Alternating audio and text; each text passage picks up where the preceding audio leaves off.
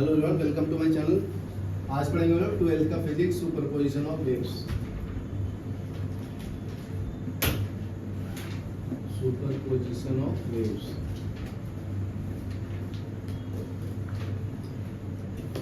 ठीक है। तो अभी आज हम लोग पढ़ेंगे फ्री एंड फोर्स्ड वाइब्रेशन, ठीक है। Free and forced vibration page number 140 पे दिया है। तो नेक्स्ट टॉपिक है फ्री एंड फोर्स्ड वाइब्रेशन, ठीक है। तो इसी में नेक्स्ट टॉपिक देखो। तो फर्स्ट देखो फ्रीक्वेंसी के बारे में, जो नेचुरल फ्रीक्वेंसी को डिफाइन करता है। तो फर्स्ट देखो नेचुरल फ्रीक्वेंसी क्या होता है। नेचुरल फ्रीक्वेंसी, ठीक है। तो देखो frequency eight which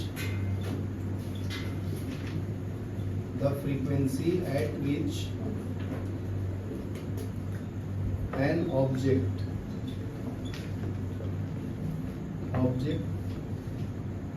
tends to vibrate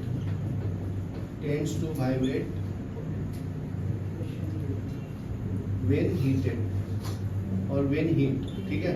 अगर कोई भी ऑब्जेक्ट है उसके ऊपर तुम हीट करोगे तो नेचुरल फ्रीक्वेंसी प्रोड्यूस होता है। या प्लग करो उसको, या प्लग, ठीक है। और somehow डिस्टर्ब, अगर कोई भी ऑब्जेक्ट को डिस्टर्ब भी करोगे तो नेचुरल फ्रीक्वेंसी प्रोड्यूस होता है। Is known as natural frequency. यहाँ तक क्लियर है, ठीक है ना। तो ये सिंपल हो गया।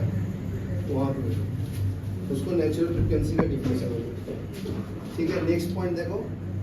तो vibration object is under the influence of outside force. तो ये जो नेचुरल फ्रीक्वेंसी प्रोड्यूस होता है, हम लोग बाहर से फोर्स अप्लाई करते हैं ना उसके ऊपर, ठीक है।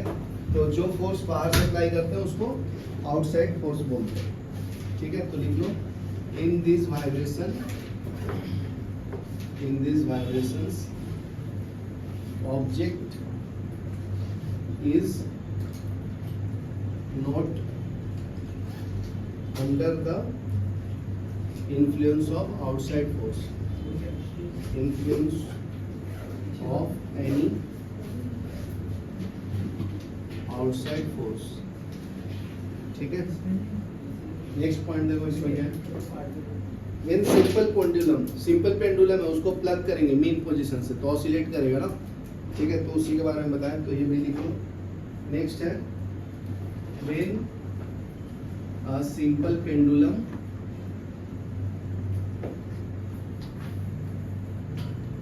is pulled aside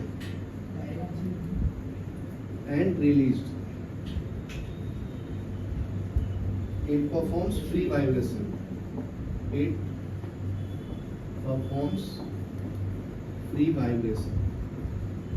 ठीक है। इसका मतलब क्या है, अगर सिंपल पेंडुलम है, यहाँ से अगर कोई भी ऑब्जेक्ट को मैं ऐसे फ्री ही छोड़ूंगा तो ये ऑसिलेट करेगा ना, तो उसको हम लोग फ्री वाइब्रेशन बोलेंगे। यहाँ तक क्लियर है। तो सिमिलरली स्ट्रिंग भी परफॉर्म करेगा। When a string of guitar is plugged at some point it perform free vibration with natural frequency, ठीक है।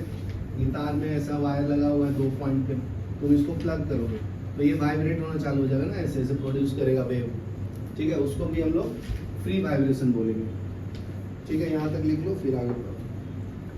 नेक्स्ट देखो, अभी फ्री वाइब्रेशन के बारे में पढ़ना है। सेकंड पॉइंट क्या है, फ्री वाइब्रेशन। फ्री वाइब्रेशन में क्या है, एक बार बॉडी को कोई भी कंपाउंड उसको एक बार प्लग करेगा, फिर वो हाई एम्पलीट्यूड से लो एम्पलीट्यूड में जाएगा, ठीक है।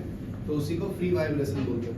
तो इसके बारे में लिख लो, the body at first is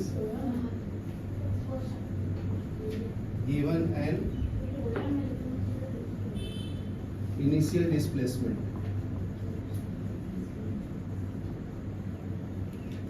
and force is then withdrawn.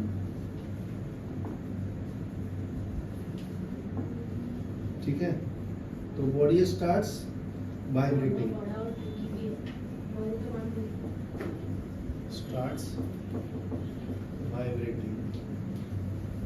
ठीक है, and continues its motion, continue the motion on its own. ठीक है, तो उसके बाद हम लोग एक्सटर्नल फोर्स अप्लाई नहीं करते, तो no external force act on the body further to keep it its motion. No external force acts on body further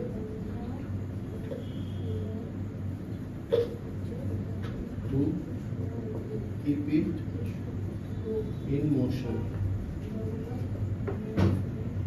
ठीक है, फ्री वाइब्रेशन मतलब ये नेचुरल फ्रीक्वेंसी पे वाइब्रेट होता है. फ्री वाइब्रेशन of system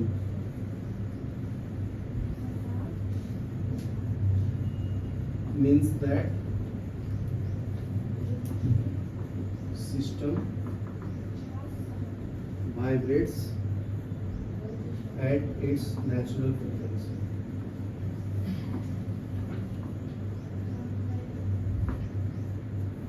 ठीक है, in case of free vibration body continue loses energy due to frictional resistance of surrounding. तो धीरे धीरे अपना एनर्जी लूज कर देगा ना.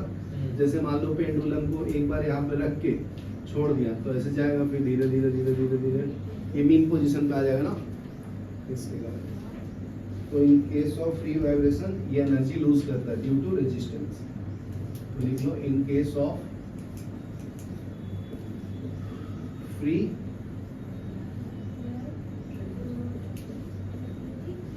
vibration a body continuously loses energy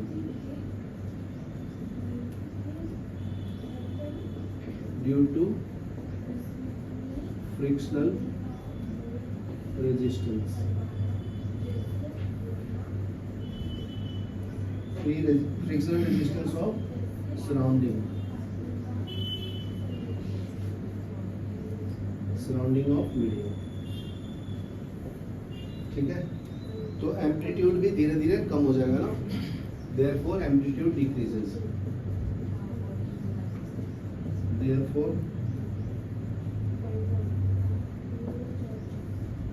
amplitude of vibration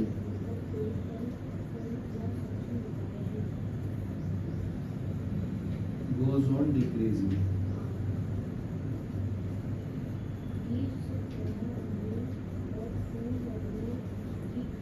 Vibration of body eventually stop and body becomes to rest.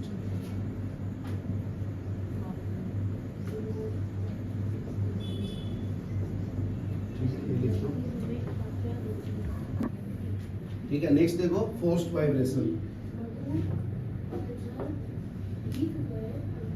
In forced vibration and external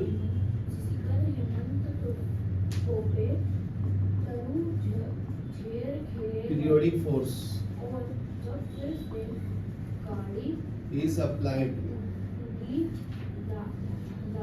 on a body whose natural period is different.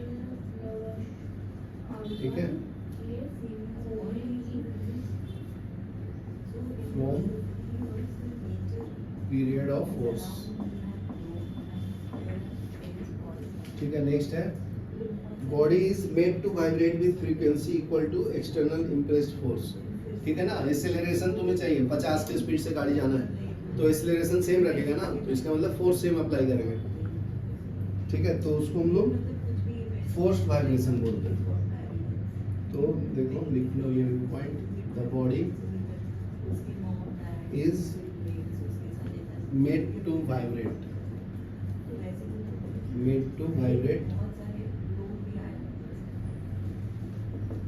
with a frequency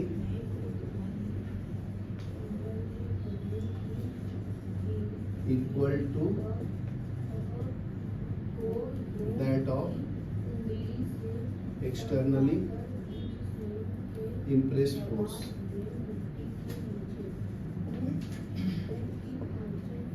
ठीक है, तो external force के बराबर इसका frequency भी होगा।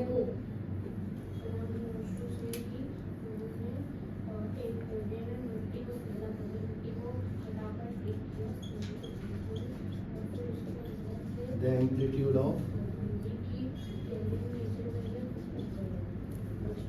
force vibration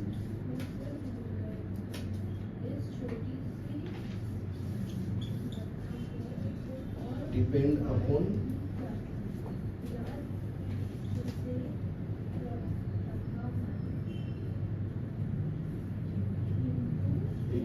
the difference between external frequency।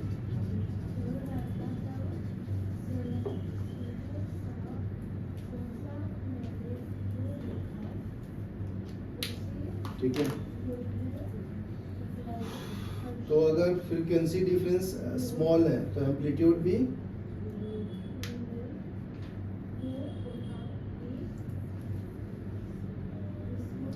देखो, velocity और एम्पलीट्यूड v इक्वल टू क्या है, a ओमेगा है ना। तो बताओ एम्पलीट्यूड और ओमेगा जो है वो इनवर्सली रिलेटेड है, तो एम्पलीट्यूड ओमेगा को क्या लिख सकता हूँ, 2π/t इक्वल टू k बराबर है। तो इसको बढ़ाना चाहते हैं तो ये कितना होना चाहिए, स्मॉल ना। तो अगर स्मॉल फ्रीक्वेंसी है तो एम्पलीट्यूड मैक्सिमम होगा, तो ये पॉइंट लिखना है। There is a small difference large amplitude, large difference small amplitude, तो ये पॉइंट लिख लो। ठीक है, तो ये फॉर्मूला लिख लेना तो ये समझ में आएगा तुम्हें। ठीक है, नेक्स्ट पॉइंट देखो,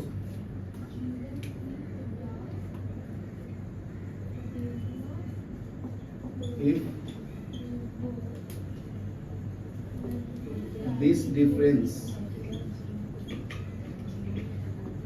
is a small amplitude of force vibration is large,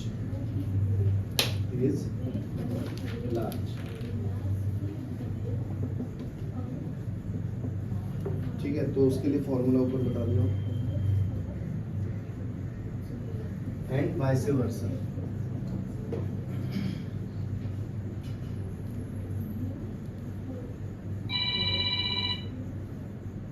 If frequency exactly match it termed as resonance। अगर सेम फ्रीक्वेंसी होगा तो उसको हम लोग रेजोनेंस बोलते हैं। If frequency exactly match it is termed as resonance। ठीक है, जैसे कोई भी ऑब्जेक्ट का फ्रीक्वेंसी मैच कर रहा है उसको हम लोग रेजोनेंस बोलते हैं। ठीक है, ये आगे और बताऊंगा एसी सर्किट में। जैसे रजिस्टर और कैपेसिटर का फ्रीक्वेंसी मैच कर रहा है तो उसको रेजोनेंस बोलते हैं, या इंडक्टर या कैपेसिटर का मैच कर रहा है। ठीक है, या ऑब्जेक्ट में कोई भी का भी अगर फ्रीक्वेंसी मैच कर रहा है तो उसको हम लोग रेजोनेंस बोलते हैं। ठीक है, मान लो तुम बाइक 50 से चला रहे हो, मैं भी 50 से, तो सेम फ्रीक्वेंसी से मूव कर रहे हो ना, तो उसको रेजोनेंस बोलते हैं। ठीक है,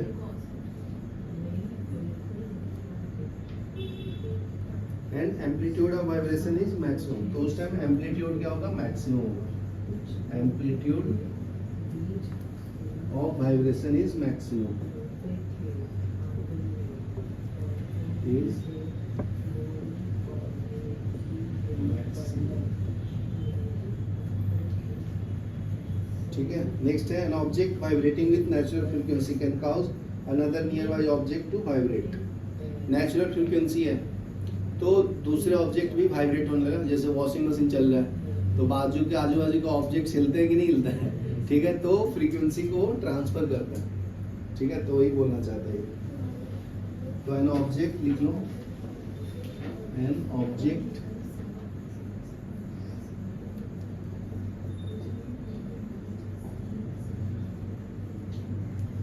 vibrating with its natural frequency can cause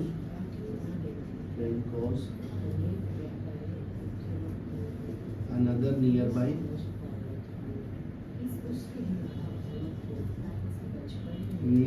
object to vibrate. चलो ये लिख लो. पढ़ेंगे हम लोग harmonics and overtones. Next topic है harmonics and overtone. Page number 141 and overtones. ठीक है, तो ओवरटोन्स क्या होता है? हार्मोनिक्स मतलब जिसका सेम फ्रीक्वेंसी है. ठीक है, जैसे मेरा बोलने का आवाज और दक्ष का सेम मैच कर रहा है तो हार्मोनिक्स है. ठीक है, और मान लो मेरा और रौनक का मैच करके एक नया टोन दे रहा है, ओवरटोन. जैसे ड्रम बजाते हैं ना तो अलग अलग तबला बजाते हैं तो एक नया आवाज निकालता है, उसको ओवरटोन्स बोलते हैं. ठीक है, तो उसके बारे में बता देता हूँ मैं. तो देखो, व्हेन अ स्ट्रिंग और air column is set into vibration by some means. When a string कुछ भी हो सकता है, गिटार का, और एन एयर कॉलम मतलब बांसुरी को बोलते हैं. ठीक है, दोनों को साथ में प्ले कर रहा है. Is set into vibration, set into vibration by some mean. कोई बजा रहा है उसको. The waves are reflected from the end. Waves are reflected from ends and stationary waves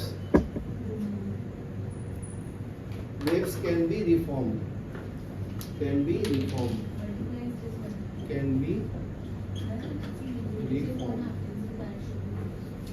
ठीक है, तो important condition is to stationary wave.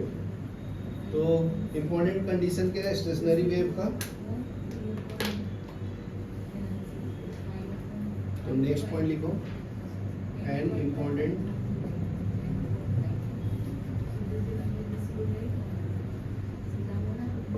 Condition to form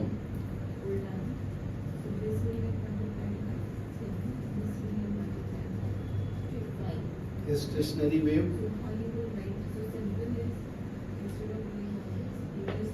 depend on boundary. ठीक है, अगर गुड रिफ्लेक्टिंग बाउंड्री है तो अच्छा प्लेजेंट साउंड आएगा. बाउंड्री कंडीशन इसलिए माहौल से जाके रखते हैं ना जब इंस्ट्रूमेंट बजाते हैं तो. ठीक है, तो रेगुलर सरफेस रहेगा तो अच्छा साउंड प्रोड्यूस होता है. That constraint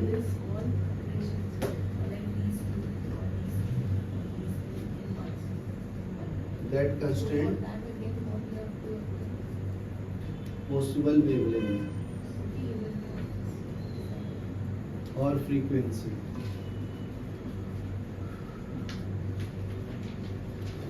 frequency of vibration of system. ठीक है, नेक्स्ट पॉइंट क्या है? They are called as natural frequency of normal mode of oscillation. These are called as natural frequency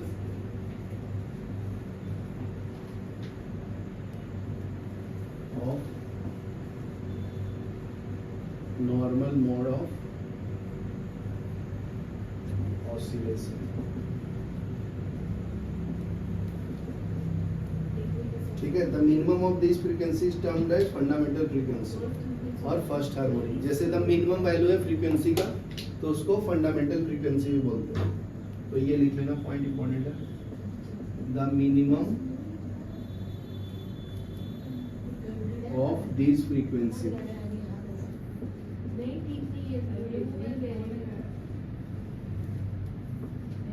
is termed the fundamental frequency।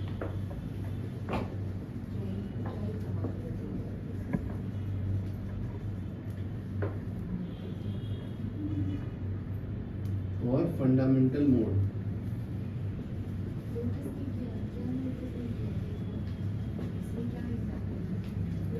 Node और tone भी बोलते हैं।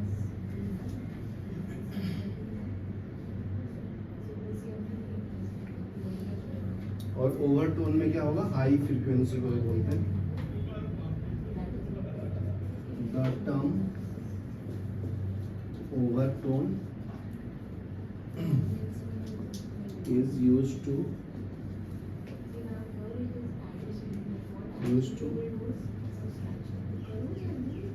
represent higher frequency।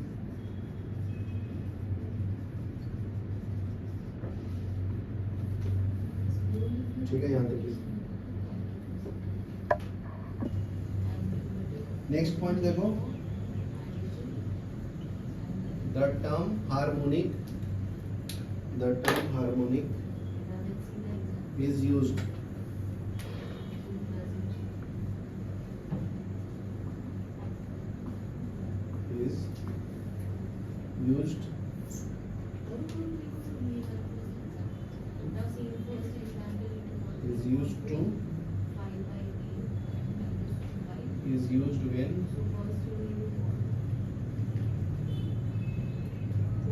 when frequency of a particular overtone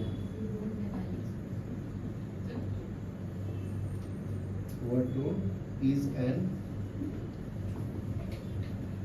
integral multiple of fundamental frequency।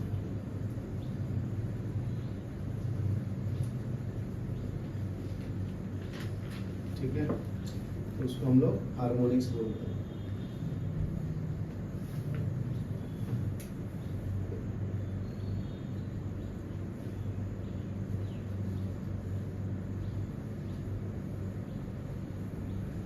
ठीक है, ये लिख लो। अभी हम लोग इंड करेक्शन करेंगे। यहाँ इंड करेक्शन देखो, इंड करेक्शन पढ़ेंगे, पेज नंबर 141 पे दिया है end correction.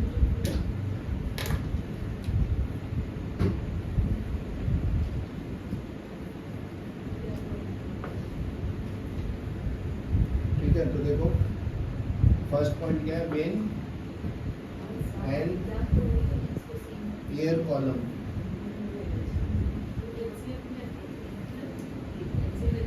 vibrates either in a pipe closed at one end,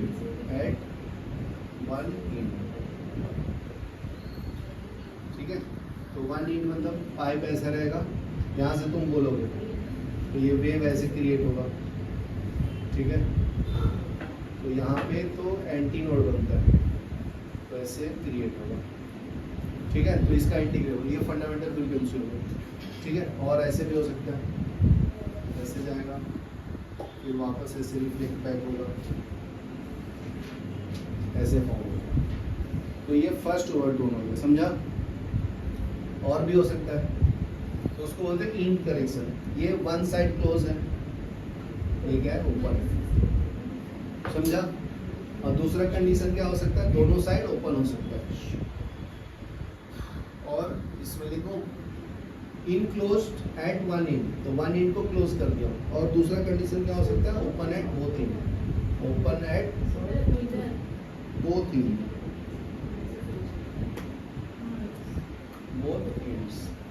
ये दो कंडीशन के लिए हम लोग को एंड करेक्शन बोलते हैं, ठीक है। तो इस टाइम में क्या बनाएगा, जहाँ पे ओपन होगा वहाँ पे एंटी नोड बनता है, और जहाँ पे क्लोज होगा वहाँ पे नोड बनता है, ये याद है। तो ये आपका नोड है, और ये वाला जो ओपन है वो एंटी नोड। तो ये तो फिक्स्ड है, ओपन रहेगा तो एंटी नोड, मैक्सिमम एम्पलीट्यूड ना, और यहाँ पे मिनिमम एम्पलीट्यूड। समझा नहीं समझा? सिंपल है भाई, वेव वैसे जा रही है ना।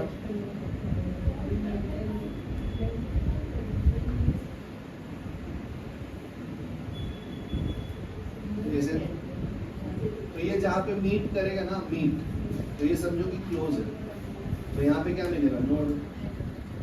और जहाँ पे ओपन है, ओपन ज्यादा जगह जा सकता है, तो वहाँ पे क्या मिलेगा, anti node.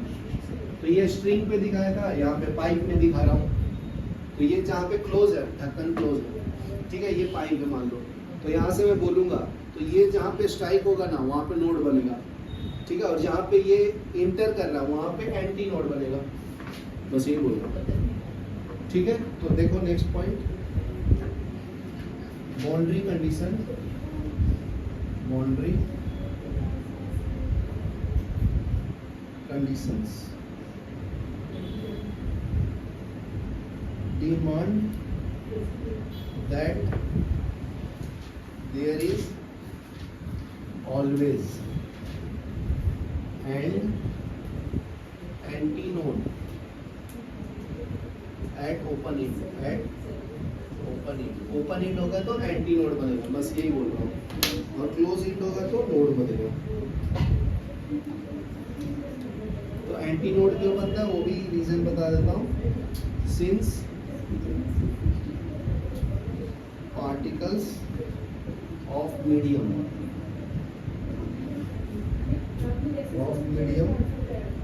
are comparatively free।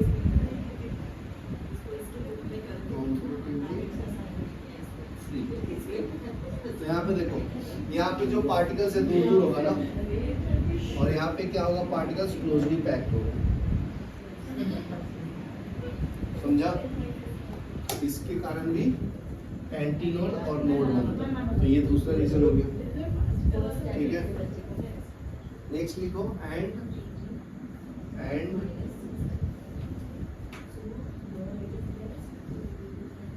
a node at closed in, since there is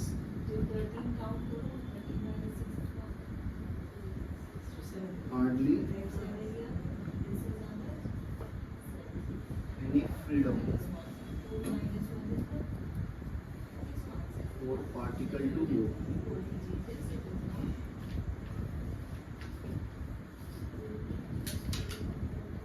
ठीक है। Next, the antinode is not formed exactly at the closed but it's slightly beyond the opening। ठीक है, एंटीनोड जब बनता है ना, तो यहाँ पे ओपनिंग है तो इसको ऊपर बनेगा, यहाँ पे बनेगा, ठीक है ना। तो करेक्शन है ना, इसका मान लो लेंथ है 4 मीटर, तो ये थोड़ा ऊपर बन रहा है, मतलब 0.002 मीटर। समझा? तो इतना ऐड करेंगे ना, 4 + 0.02 ना, समझा क्या? जैसे मैं बोल रहा हूँ, बोल यहाँ पे मैं बोल रहा हूँ, तो ये पूरा क्लोज इंड है, यहाँ से यहाँ तक मान लो 1 मीटर है, तो एंटी नोड यहाँ पे बन रहा है, यहाँ पे इंटर करने के पहले यहाँ पे एग्जैक्ट बन रहा है।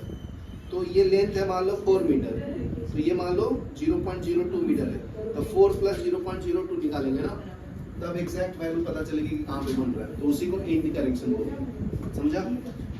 चलो लिख लो फिर, तो लिख लो ये point, the antinode is not formed exactly at open end, but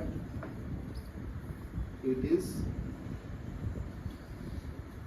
slightly beyond open end।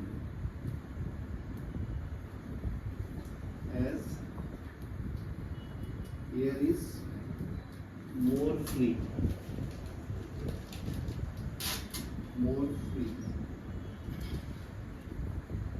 to vibrate.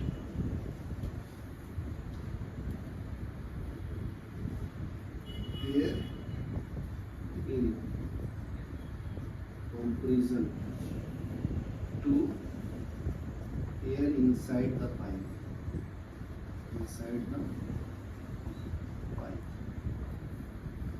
ठीक है, ये इसमें नेक्स्ट पॉइंट देखो, इंट करेक्शन का डिफिनेशन लिख लो। तो लिख लो द डिस्टेंस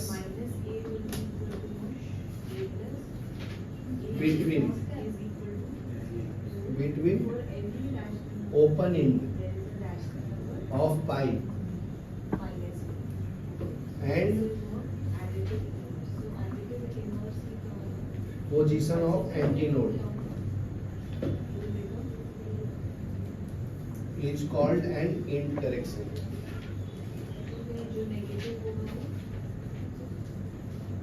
क्या बोलता है? Distance between open and pipe and position of antinode. मतलब अगर एंटीनोड यहाँ पे बन रहा है, यहाँ पे एंटीनोड बन रहा है और यहाँ पे ओपन पाइप का डिस्टेंस, तो ये दोनों के बीच के डिस्टेंस को क्या बोलता है? And correction. ध्यान देना इधर, ये ओपन पाइप है ना और यहाँ एंटीनोड यहाँ पे बन रहा है, तो ये दोनों के बीच के डिस्टेंस को क्या बोलेंगे? End correction. समझा क्या? तो डिफिनेशन लिख दिया हूं। तो according to Reynolds to the first approximation end correction at end is given by, तो ई और डिस्टेंस में क्या रिलेशन है? 0.3d। ये किसने दिया था? रेनॉल्ड्स ने। साइंटिस्ट का नाम था, उन्होंने एक्सपेरिमेंट करके ये कैलकुलेशन निकाला था। अपने को याद रखना, ठीक है? पर एक्सपेरिमेंट नहीं करना। तो d is the inner diameter. d क्या है?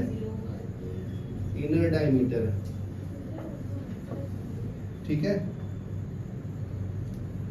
और L क्या है? Length of the air column. देखो नेक्स्ट, L जो है length of air column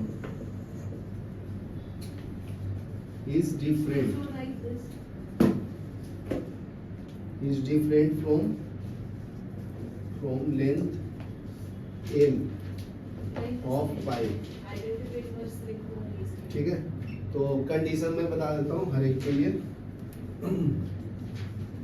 for a pipe close at one and,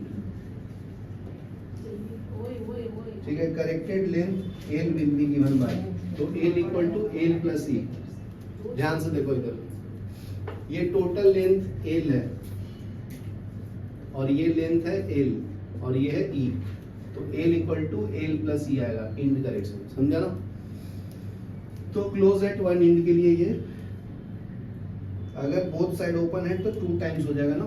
तो थर्ड कंडीशन देखो, थर्ड में क्या होगा? For a pipe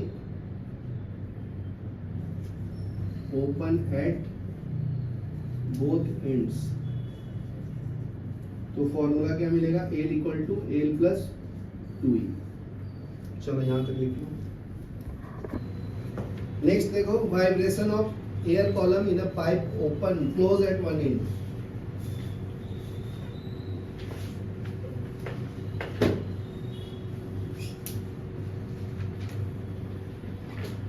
vibration of air column in a pipe close at one end, ठीक है? तो इसके लिए डायग्राम बनाओ, ठीक है? तो पहले फंडामेंटल फ्रीक्वेंसी के बारे में बताता हूँ। यहाँ पे इसको हीट किया तो इसका लेंथ लिया हूँ L, ठीक है? तो ये जो है 1, यहाँ पे क्या बन रहा है? एंटीनोड। यहाँ पे क्या बन रहा है? नोड। यहाँ तक क्लियर है ना? तो देखो 1 कंप्लीट साइकिल होता है ऐसे, तो इसको हम लोग क्या बोलते हैं, ध्यान से देखो, लैम्डा, बराबर है। इधर हाफ को क्या बोलेंगे, लैम्डा बाई 2, इसका हाफ करेंगे तो लैम्डा बाई 4, तो देखो उसका ही हाफ है ना, खाली ये वाला पार्ट है ना अपने पास, तो लैम्डा बाई 4 आएगा, लेंथ और इसके बीच में वेरिएशन। ध्यान क्लियर है। तो देखो अभी लेंथ ऑफ एयर कॉलम पता चल गया है, तो यहाँ से क्रॉस मल्टीप्लाई करेंगे तो लैम्डा इक्वल टू 4L आएगा। यहाँ तक क्लियर है। वेलोसिटी का फॉर्मूला क्या होता है, फ्रीक्वेंसी इनटू लैम्डा, तो फ्रीक्वेंसी लैम्डा की जगह पे फर्स्ट इक्वेशन से क्या डालेंगे, 4L, v equal to n into 4L। यहाँ तक क्लियर है।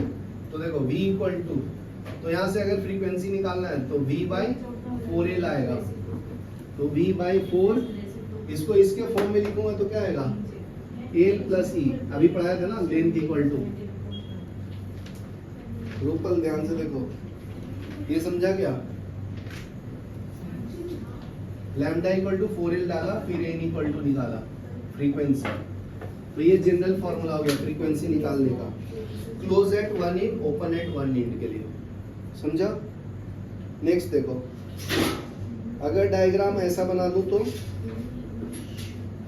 देखो, अभी सेकंड केस देखो, इसका लिखेगा नहीं कोई, अभी ध्यान से सुनो।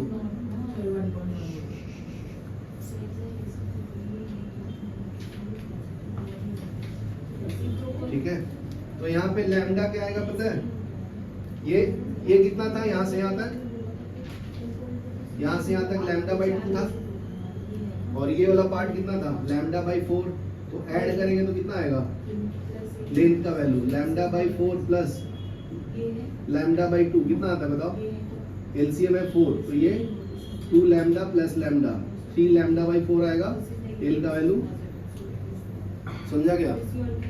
तो इसको अगर फॉर्मूला में डालूंगा तो क्या आएगा, एल इक्वल टू, आगे देखो यहाँ पे एल का वैल्यू लैम्डा बाई 4 था, यहाँ पे क्या है 3 लैम्डा बाई 4, समझा क्या।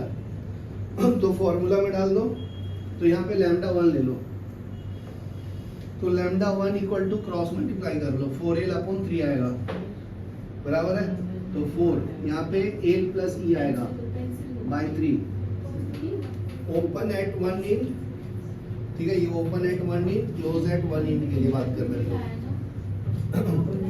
तो ये आया, तो फॉर्मूला क्या आएगा, v equal to n1 lambda 1, तो यहाँ से n1 इक्वल टू क्या आएगा, v बाई लैम्डा 1, तो v यहाँ से लैम्डा 1 डाल दो, इसमें क्या आएगा 4L प्लस E, ऊपर में आएगा 3, समझा।